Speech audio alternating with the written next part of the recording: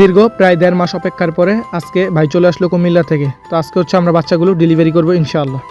আসসালামু আলাইকুম, আমি দিন এগ্রো অ্যান্ড ফার্ম থেকে দিন ইসলাম বলছিলাম। আপনারা জানেন আমরা মাসের 28 থেকে 1 তারিখের মধ্যে আমরা যে বাচ্চাগুলোর অর্ডার নিয়ে থাকি, এগুলো হচ্ছে আমরা 20 তারিখের পর আমরা ডেলিভারি দেওয়ার চেষ্টা করি ইনশাআল্লাহ। তো আজকে হচ্ছে প্রায় মাসের 5 তারিখ হয়ে গেছে। তো বাচ্চাগুলো ডেলিভারি করার লেটের কারণ হচ্ছে আমাদের ওয়েদার চেঞ্জের কারণে আমাদের প্রোডাকশন খামার একবারই কমে গেছে। তো ভাই আসলে যেই পরিমাণ বাচ্চা হয়েছে আমরা ওই পরিমাণ বাচ্চা দিতে পারি না একটু সমস্যার কারণে।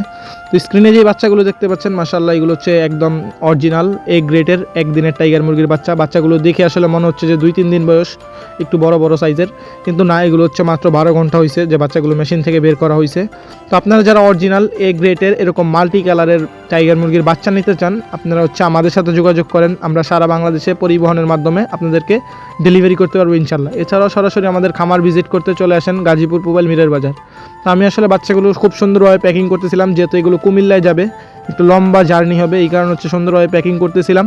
তো সুন্দরভাবে প্যাকিং করার মাঝখানে হচ্ছে ভাইয়ের সাথে বিভিন্ন বিষয়ে আলোচনা করতেছিলাম, যেহেতু নতুন উদ্যোক্তা, বিভিন্ন বিষয়ে ওনাকে বলে দিচ্ছিলাম কীভাবে কী করবে।